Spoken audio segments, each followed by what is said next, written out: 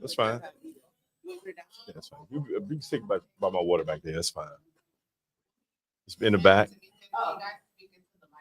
Testing. Testing. 1, 2, One, 3, two, 4, 5, two, 6, three, 7, four, 8, five, 9, six, 10. seven, 8.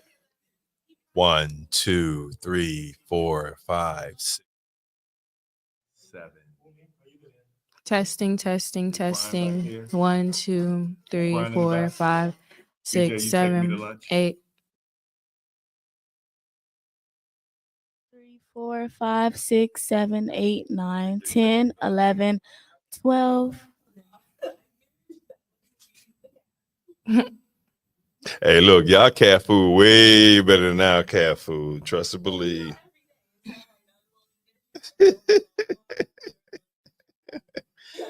Y'all cat.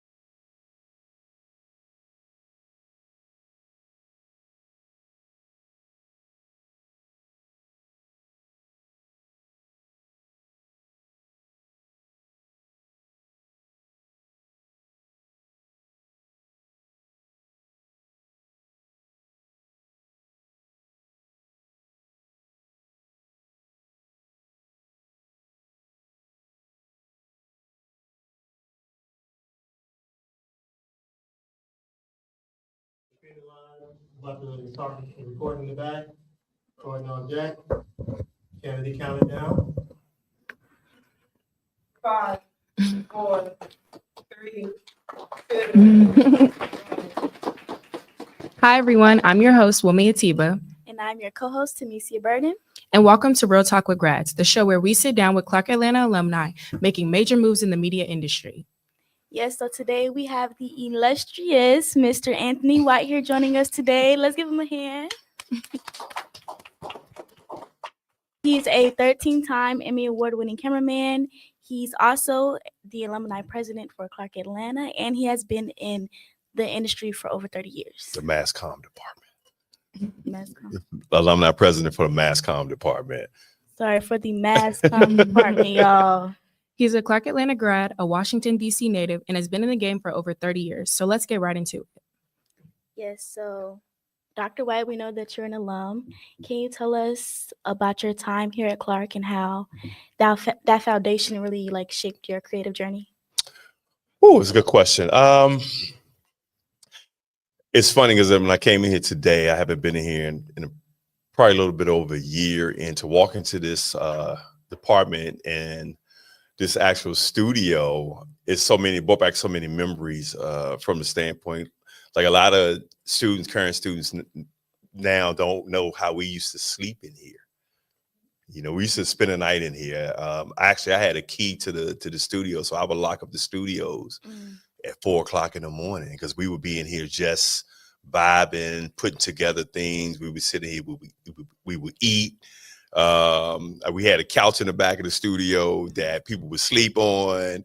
And then it could be 2 o'clock in the morning. We had the music blasted, and all of a sudden someone would come up with an idea and we would just be creative. The things that I know a lot of students don't understand, like now, because there's so much technology, you all have so many things accessible to you. Do you know that we had a camera and a half and we were pumping out 10 shows a week Wow. in here? You know, but that's what our grind was. You know, just being in mass comm. I mean, just like our motto, you know, find a way or make a way here at Clark, right? And pretty much that's just the attitude that we had. I pretty much lucked up because I transferred in here in January of 1995, and I came right before while they were training for the Olympics. So I stepped into a situation that was very beneficial for me because at the time we had real producers, real directors on our campus, and we were one of only 3 schools that had a production truck. So we were actually going out filming all the football games and the basketball games live, which has helped me in my career now for what I do for a living. So, Clark set the foundation for me. Clark Atlanta set the foundation for me, especially mass comm and the, my mentors, which now is, Brian Jenkins and Joan Lewis and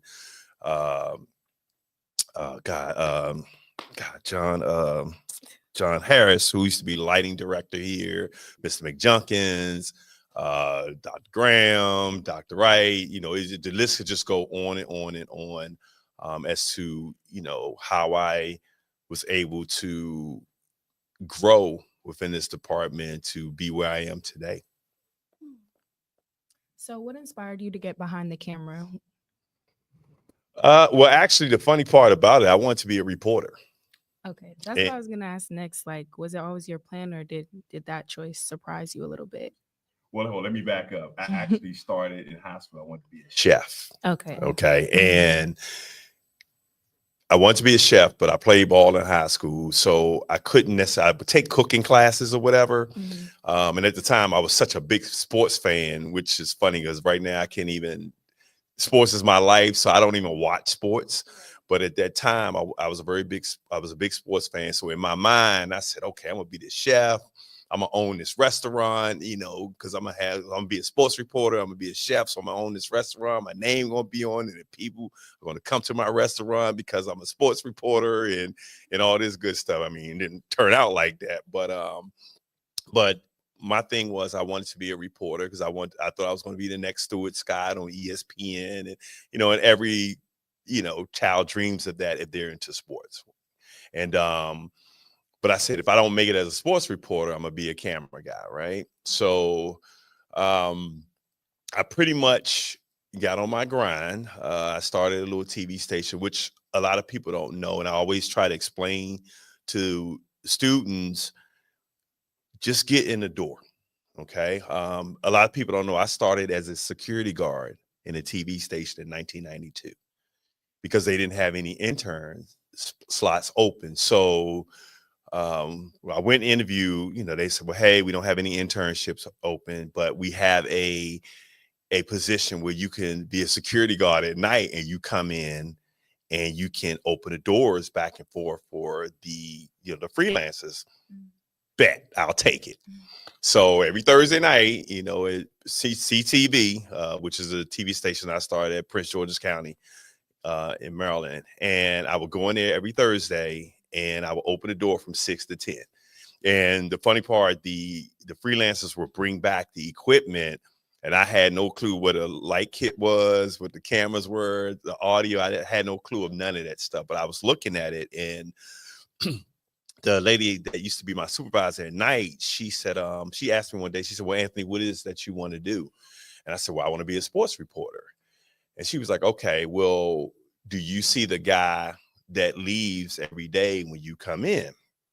And I was like, she said, the black guy, right? So it's just, she said, so that's the news director.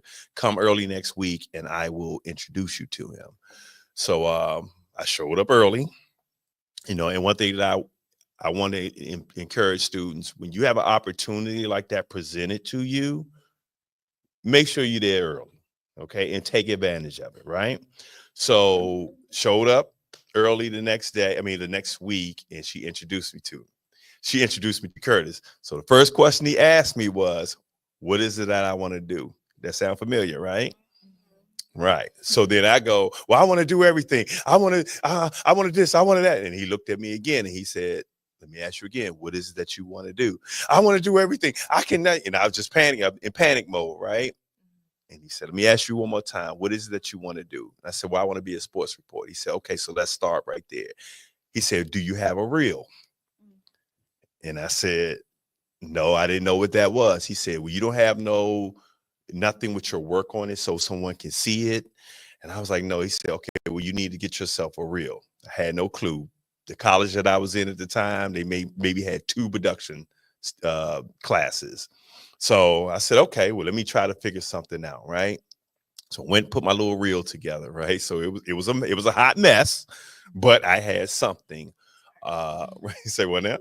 It was a start, right? And about 2 weeks later, I get a phone call, and Sandy Guyton was like, "Hey, Anthony, there's an intern position opening up that Curtis wants to offer to you. Do you want it?" Mm-hmm. And I was like, "Yeah." So I moved my job around, and I'll talk about this too, because as students, when you work in a regular job and you try to be in production, there's always a sweet spot, and it's going to be a tug of war trying to make that change. And I'll get into that, right?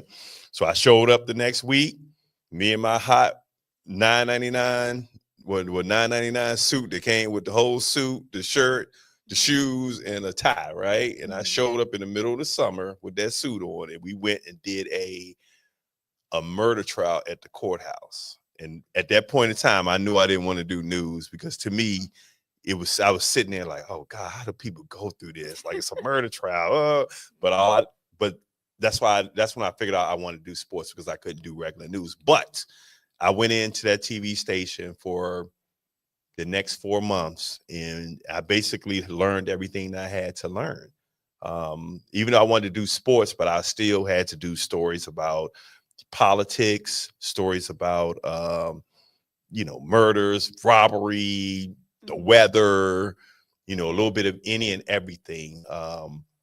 And at that point in time, I mean, the technology wasn't as great, but by me being in a small space like that, I had to learn everything. So I learned how to run camera. I learned how to do teleprompter. I learned how to type scripts. I learned how to floor direct. So everything audio, I was able to learn everything at that point in time, which helped me for where I am today. So that's another bit of advice that I try to give students. Like, listen, just because you want to be a sports reporter, don't be afraid to pick up that cable and learn how to roll cable.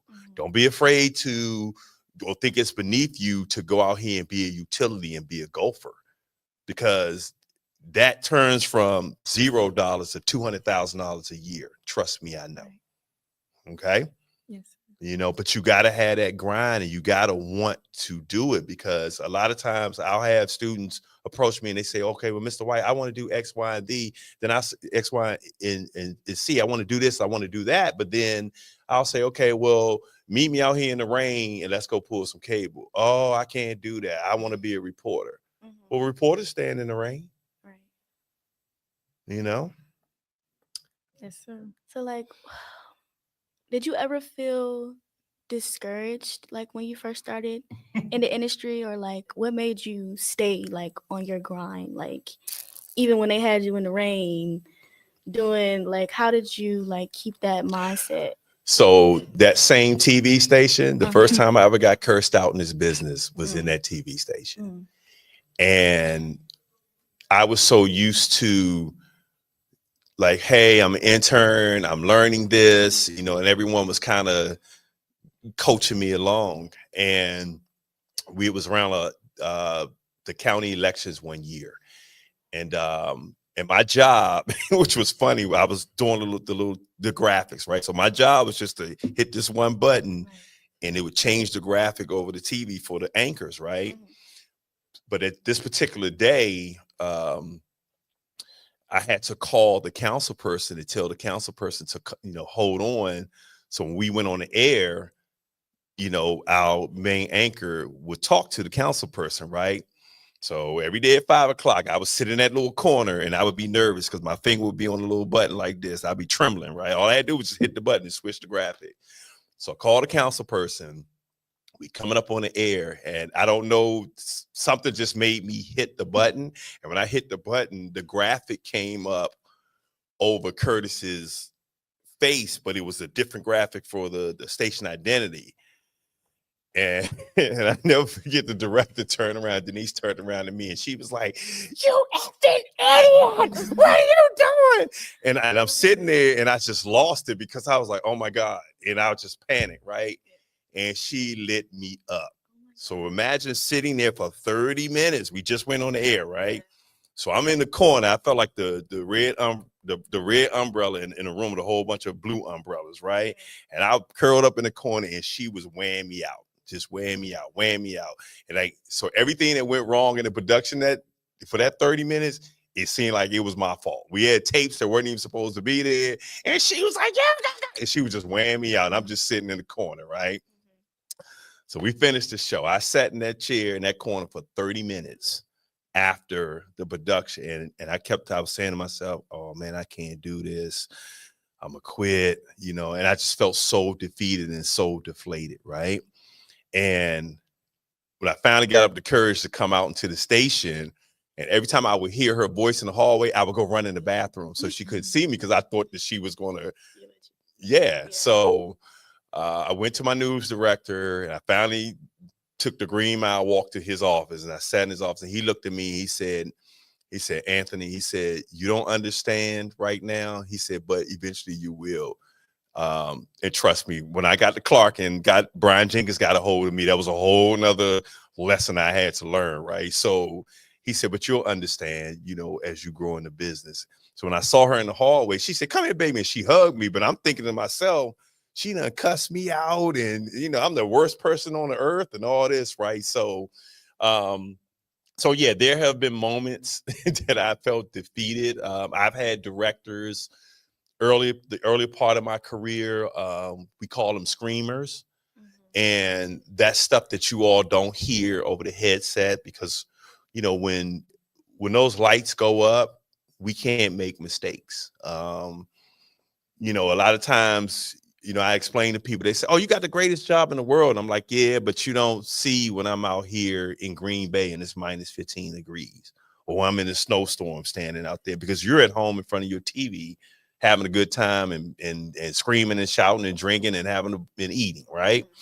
And you do have moments that I'm like in positions like that, and you have directors that could be abusive, right? They're not abusive to me now because I mean that's the type of stuff I don't take none of that nonsense now, especially somebody as seasoned as I am. That if I make a mistake, I've made a mistake, and I'll beat myself up more if I miss the shot because that's not something I normally do. So yeah, there are points and times when you can feel deflated and get discouraged in this business, but if you want it bad enough, you brush it off and keep going. So you worked the Super Bowl, the Olympics, and with TNT for Inside the NBA. What's been your most memorable project? Oh wow, I have a lot of memories. I've been a part of a lot of sports history that you probably wouldn't know about. I mean, anybody see Blake Griffin jump over the car during the All-Star game years and years ago? I was actually inside the car that he jumped over. You're inside the I was car. inside the car, me and Baron Davis. So Okay. right. So when you see that Sprite commercial, that Kia commercial, every once in a while, they show the car sitting underneath the basket and Blake Griffin jumping over it. I was inside the car. They still owe me money, but I was inside the car. You need to go get that money. Right. Shooting that. I mean, if you're a football fan, I was a part of the Miracle in Minnesota when the Saints was about to beat Minnesota and Diggs caught the ball and took off running down the sideline. I mean, that's just to name a few things. I mean, I can show you pictures. I filmed Kobe Bryant's last interview at All-Star in Toronto. So his last interview is at also him and Craig Sager, because both Craig passed away shortly after that, and then Kobe, of course. So I have pictures. I shot his last interview. So I've had some very interesting sports memories that you wouldn't know unless I said something about it. Yes. So what do you think separates a good cameraman from a great cameraman? Well, we laugh because we say that some of these cats in this business are pointers, and some cats are camera guys. Right. A lot of times I'll get people to come to me and say, "Oh, well, I could do your job because I film my church," and I'm like, "Oh, okay. Well, you can't track a car at 300 miles an hour like me. Can you track a baseball going across and keep it in focus?" See, that's what a lot of it's a certain skill level that you got to have in order to do that. And I try to explain to, especially like a lot of these camera guys now, that they hold their talent and their skill from people that's trying to get up in the business. I have no problem with sharing my talent and my skill with anyone, because I feel like if you can take my job, you're good at it. Okay. So, like a lot of sports I don't know. I mean, sometimes I've been in situations, I'm like, okay, I don't know what this is, but you know what? I'm competent enough to figure it out. You know what I mean? Or, as a camera guy, I take good directions from a director. Say, well, hey, Ant, when the ball is over here, you need to be over here. And then also too, I stay within the, like what people don't know, especially like with football, it could be, we can have 12 cameras, but everybody has a different assignment. But you as the viewer at home that might not know, you might just think that everybody's following the ball, but it's not like that. Like if I'm running low end zone, which is the camera underneath the goalpost, that's a lot of times you see the quarterback come up to the line and we're in his face real tight and he's calling the signals out and all that type of stuff. So I know when I'm there, I go everywhere the ball goes, right? When I'm on the cart, which is you see the guy on the crane that goes up and down the sideline, my responsibility is to stay with the quarterback no matter where the ball goes.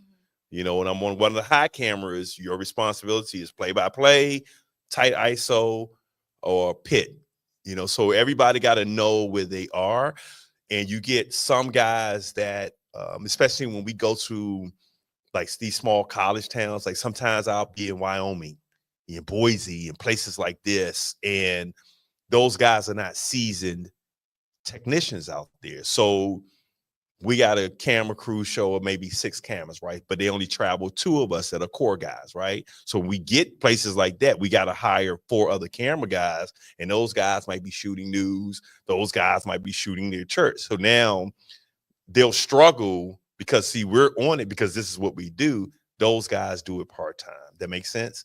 So that's why we said, but they'll claim, oh, I did this and I shot my little high school game. But shooting your high school game is way different from shooting college or pro. Right. That makes sense?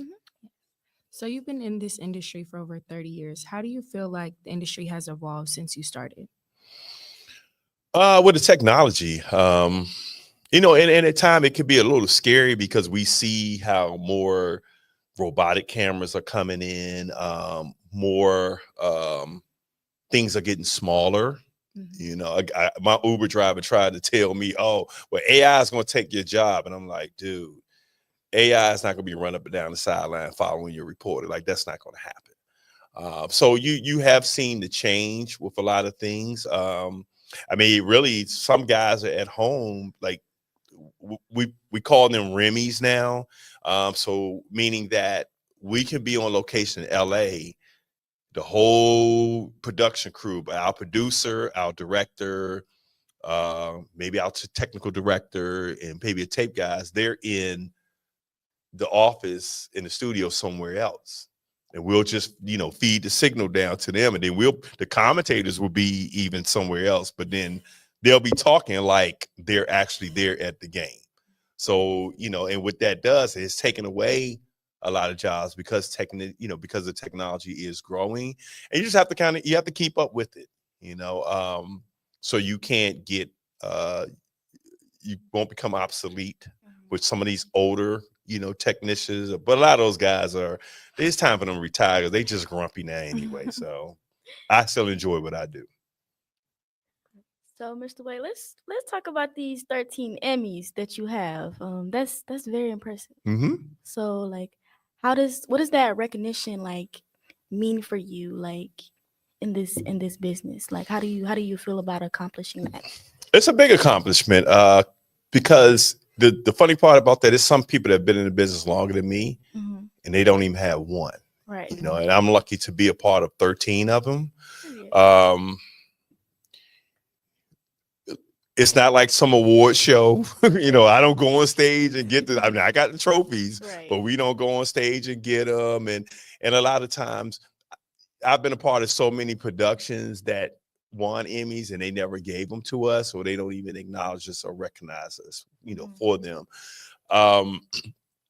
To be honest with you, it used to be shameful for me. And the reason why I would say that is because when people would talk about it, I'd be like, and I would kind of keep it kind of low, and I wouldn't really discuss it, right? Because to me, I never want anybody to think that I was better than anyone else, right? And this is where Clark kicks in.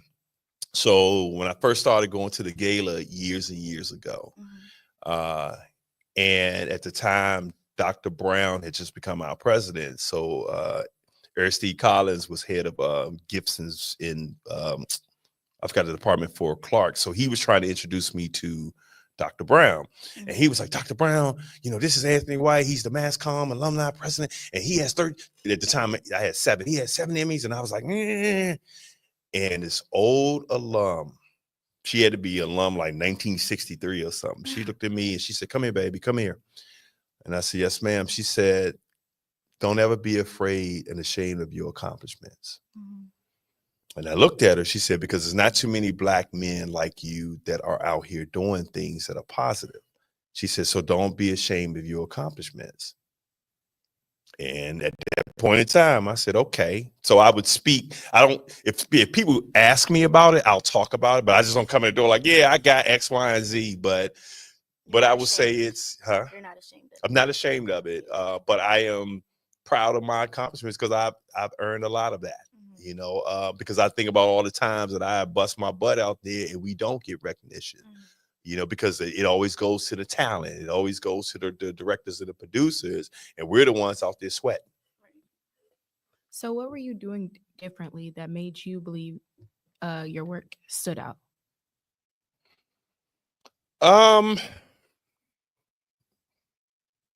I wouldn't really say I was doing anything different because there's a lot of guys way better than I am. It just depends on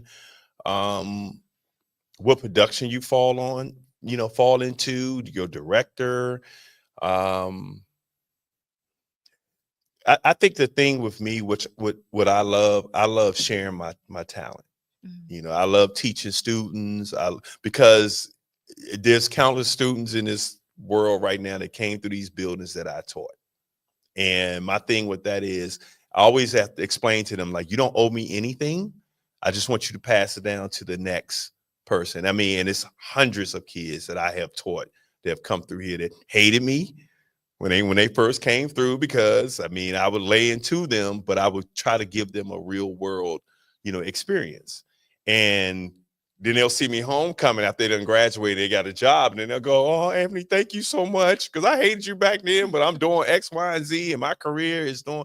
And I'm like, "Yeah, I know that. So I think I get more fulfilled teaching the youth, this craft than I do working." If that answers your question. It does. So I was reading a little about you, and I read that you used to make like soup for your coworkers. So like you would bring like big pots of soup, and then they would be like chasing you down to like tell you to bring more and stuff like that. So I do know that you have your own food truck. Mhm. So how did that, like, was it at that moment that you realized that you wanted to have your own food truck? Like, did you always want to cook? Did you always want to have your own food truck, or was that like a pivotal moment that led you into like your food truck business? Well, with the food truck, this business led me into the food truck. Okay. So let me back up. What happened? We were in Detroit one year for the playoffs. This is when the Pistons were good. So we were right a long time ago, right? So we were in Detroit, and everybody know me. When I'm on the road, I'm a seafood guy. So I always go find the seafood restaurant, the lobster this, and I'm always trying to find a seafood restaurant. So we were in Detroit, and I found this seafood restaurant, and it said it had Maryland crab soup. I said, okay, let me go in here and check this out, right? So the soup actually was like a vegetable soup, like some Campbell's soup. They had sprinkled a little bit of shrimp in. And I was like, okay, it got peas in it. This is terrible. So I came home, and I was like, wow, I said, man, and it was just wearing on me. I said, I can make this. Because remember, my first love was to be a chef. Right. So got home, called my mom up, was like, hey, I need help with this. So she gave me, when I used to come home from college, my mom used to make this okra stew for me. And I would eat it up all through Christmas. And it was like a tomato-based soup, right? So I know you trying to face something like okra. Okra's pretty good, though. So I took it and kind of played with it. And then, oddly enough, shortly after that, I got suspended from TNT, right?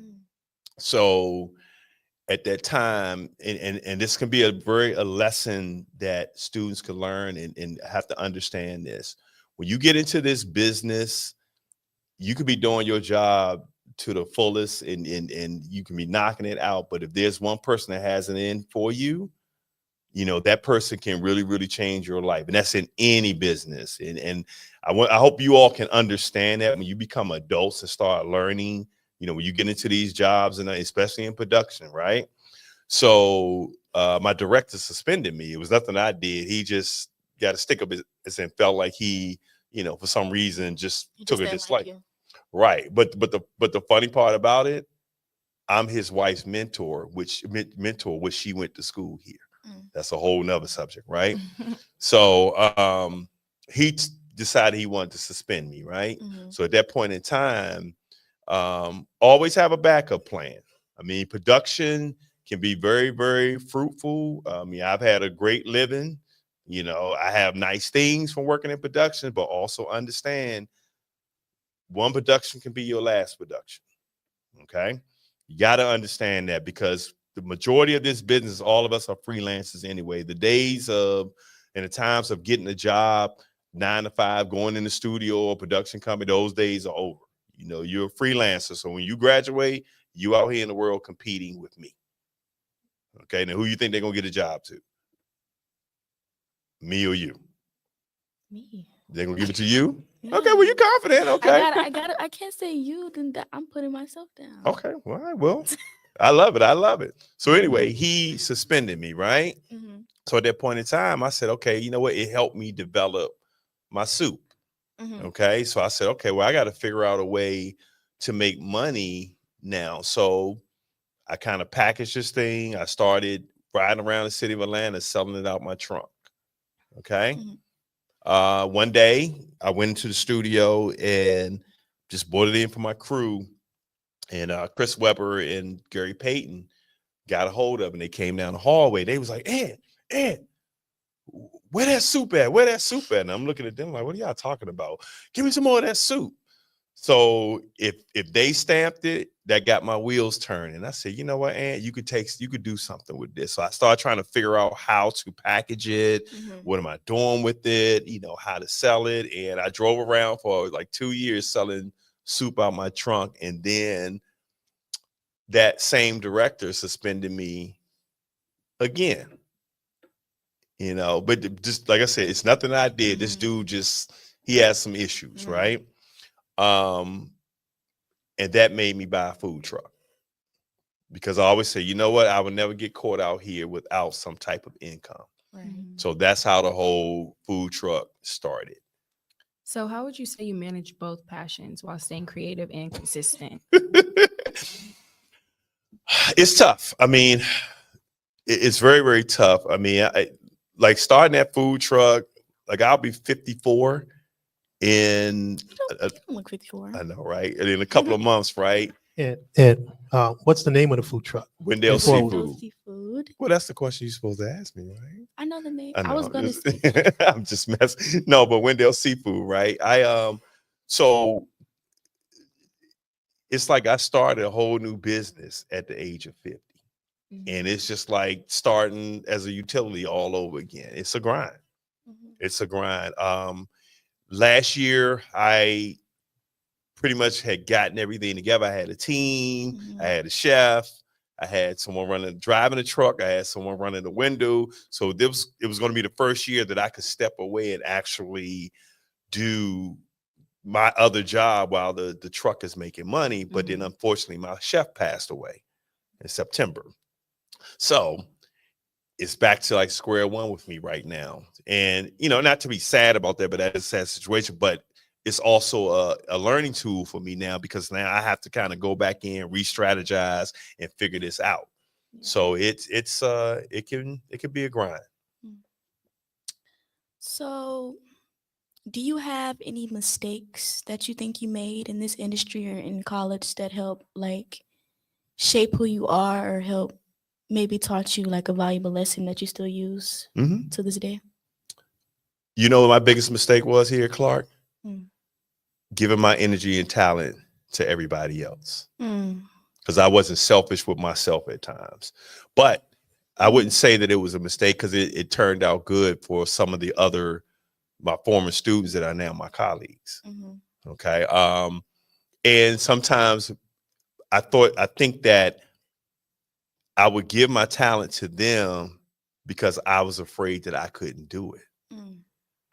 Because I was always considered the big man around here, but there was things that I struggled with. And if I could back up to do a lot of things, I'm not saying I would be further in my career, but it's a lot of things I would have taken advantage of that I gave to everybody else. But I mean, I'm secure with who I am now and how I get down. So as you should. Right. Yeah. So how would you say you avoid burnout in this industry? Because it never really slows down. You have to always tell, like, it's like this little young kid that is working now with us, and he's Thursday night basketball, he's an NFL show, he's this, he's that. And I always try to explain to Corey, like, look, man, you got to have a quality of life. Because I noticed when I was coming up in this business, because at one time I was the youngest camera guy in the city. And I was always chasing money, Because one thing about being a freelancer in this business, you're always going to chase money because you want the next gig. You want the next gig because once that phone stops ringing or you're not really in there like that with other people or production companies, you know, as soon as you say no to a gig, if she's available, she takes it. The next thing you know, when that gig come around again, they're going to call her, you know? So, but you know, and I would always chase. And then I would realize I would look at my bank account and be like, what, where's all my money?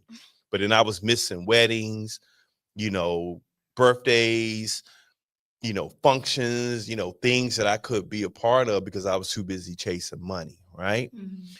But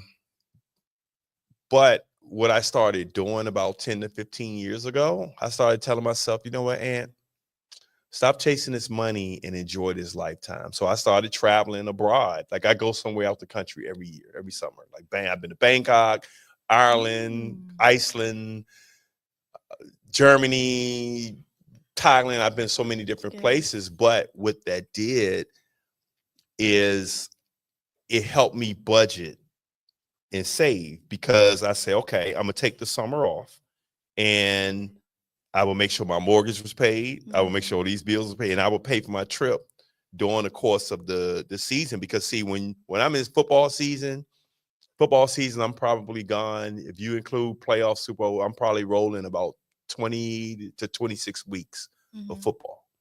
Okay, so at that time, my checks are just every week coming in, and then you tie basketball into that from October on down to, so my checks are like this every week. Then all of a sudden, maybe June, it just ends. Okay. Unless I have, because I'm the only camera guy that don't really do baseball. Now some guys are making $150,000 a year just on baseball alone. You know, like the money is there, but I just don't do baseball. I'd rather be somewhere pooper scooping than doing a baseball game. Okay. But that's just my preference. I just don't like doing baseball. So I had to tell myself, like, start enjoying this lifetime. And when crews were called, they would say, when I'm established enough now, they'll say, well, hey, and here's 18 weeks of this. What days can you work? And I'll say, okay, well, I'm going to take Clark's homecoming off. I'm always here for homecoming. For one thing, I sponsored that we had the tailgate. So that's 20 something years running. So every weekend, whatever Clark's homecoming is, I take that off from the NFL season. If there's something else going on, I'll take that off, right? Because my thing is, I'm going to enjoy my quality of life now. You know, whereas you have some guys now, some of these guys are so broke down and beat down, and they're out there still working, and they 70 something years old and still traveling, and you know, and it's a grind. Yeah, it's a grind. So now we're going to open up a Q&A for the audience. Does the class have any questions? Wow. Come on. Hold on one second. You don't have no questions? I'm going to ask a question. Hi, I'm Giovanni Conda, sophomore in mass media, blah, blah, blah. I'm in CAU TV. Well, you mass media, what? Blah, blah, blah, blah, blah. I don't understand blah, blah, blah, blah, blah. I was sophomore mass media arts major with a concentration in radio, TV, film. Okay. Sorry. Before you go, let me all break something down to you. Do a lot of you all know who I am? No? Okay, but it shouldn't matter if I'm sitting up here giving you all jewels because I'm in the business that you want to be in, right? Yes? No? Okay, so you all should have questions. Nobody should be sitting there, you know, at a point like they don't have nothing to say because you never know what doors I can open for you. So everybody should have a question, especially if I'm sitting here and I'm your Mass Comm alumni president. You should have questions. Go ahead. Okay, so I am in CAU TV and I help on some of our student produced shows as well as what we record for the school. And what you said about being more selfish with yourself and giving a lot more of yourself to other people because you didn't know if you were good enough. I definitely resonate with that because I've seen a lot of my own peers that are starting to do their own things. And I love being able to work on their stuff because I've been able to learn. But I was wondering, how do you balance the ambition and knowing that you want to put yourself on something and that you really, really want to learn this new thing, but also knowing that you don't know anything about it yet. And like, just that fear of failure, especially like you said, because you got yelled at when you were working with CCTV, and like that's very nerve wracking. Yeah. But that was before Brian. But Brian yelled at me so much. So, I gotta well, get I on would this say too. this: don't be afraid to fail. Don't be afraid to fail. And I always say, don't be afraid to fail, but don't be afraid to try either, because you don't know it. Like I like sometimes I'm in awe when perfect example, Super Bowl. I just finished the Super Bowl this past in New Orleans, right? The last 3 Super Bowls that I've been a part of, when we were in Miami, it was 133 cameras, right? Wow. How many black guys you think were there?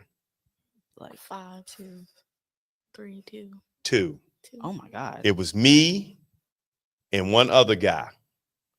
And it was Terry, because Terry was in Miami. He lived in Miami, so he was a local hire, right? Oh, wow. So I was already slated to go. Mhm. Okay. So the thing about me, a lot of times I'm the only black guy on the A show. That's the show that Tom Brady is the commentator for, right? But I have to be that much better than everybody else, you know. And at times I used to feel like that because, you know, by me being the only black guy, I felt like, okay, I don't be in a hotel lobby at the bar with them drinking. I make sure if crew calls at 7 o'clock and we gotta leave at 6:30 to get to the stadium, I'm in this lobby at 6:15, because see, my leashes are way shorter than a lot of these other, you know, technicians, right? Right.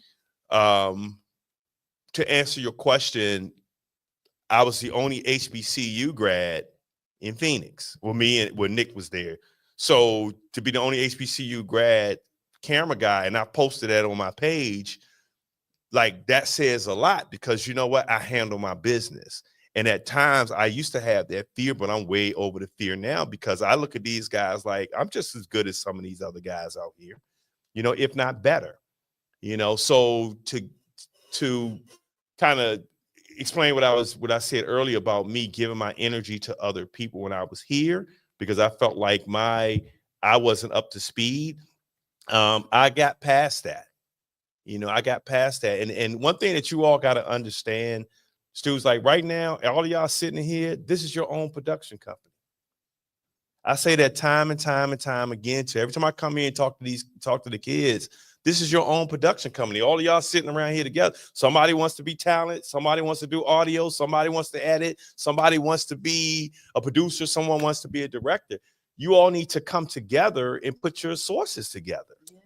You know, that's how it works, because when you graduate 5 to 10 years from now, all of these are your colleagues. Mhm. Like, trust me, everybody that came through with me, we all working. You know, and it's from time to time, Greg called me like, hey, Ann, I got this production over here. He does more music videos and stuff like that. But if he needs me, I'm there. That's a check. Mhm. You know, so get over your fear of, you know, you can get past it. You know, just gotta have confidence in what you do. We have another question from the class. Hi, I'm Kennedy. I'm a freshman. Speak up. You're a communications major. Speak up. Hi, I'm Kennedy. I'm a mass media arts major with a concentration in radio, TV, and film. Mhm. And my question is, what advice do you have for students who are trying to get like more opportunities in the media field? More opportunity. Okay, so let me ask you this: have you had an internship? No, What year are you in? I'm a freshman. You're a freshman. Okay, that don't mean nothing. That doesn't mean nothing at all. It does not mean nothing at all. Even as I have the young lady that taught me how to edit when I was here at Clark, Christina Smith, was a high school kid at Grady High School. And I had to go over there to do something over at Grady, and she taught me how to edit. She was in high school. Okay. So when people say that when you say you're a freshman, don't ever let, you know, professors or anybody tell you can't do something as a freshman, because bottom line is You can call down to the Mercedes-Benz dealers. I mean, the stadium right now and say, hey, how can I come in and volunteer for the Falcons games? And if they got a slot for you, they're gonna bring you over there. That's how you learn. That's how you get in the door. Do not wait. Let me give you all this advice now. Do not wait until your junior and senior year and start figuring out, oh, I'm gonna do an intern this, because you wasted time.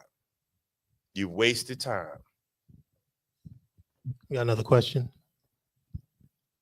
Yeah, my name is Jalen Simmons. I'm a junior mass media arts major, concentration radio, TV, and film. Mhm. And one of the questions I have for you was, since you had so many other things you wanted to do, I relate to that because I got a lot of other stuff that I would want to do. And so basically my question is, how would you suggest you narrowed it down to like actually pick something to start off with? Are you talking about within the field, or what you're within just every little bit, like TV, production? You're running a clothing store over here. You mean you different things like that, or just within the field of production? Like, are you struggling between trying to be an editor, producer, director? Kind of a little bit of both.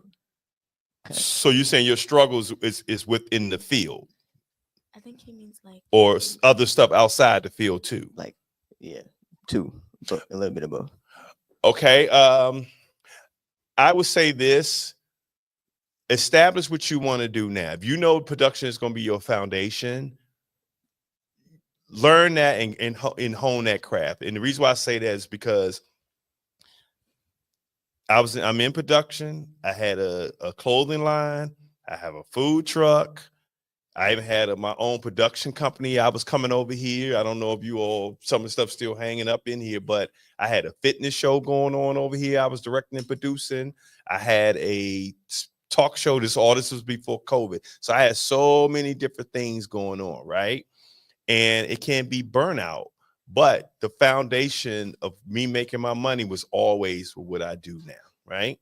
So you need to establish yourself as to what it is you want to do. If production is your main thing, figure that out, put yourself in a good place, and then you can branch out to all these other things. I'm not saying don't have the idea of the stuff around it, but keep that close to you, but learn your craft, make your money, establish yourself in the business or whatever you're trying to do.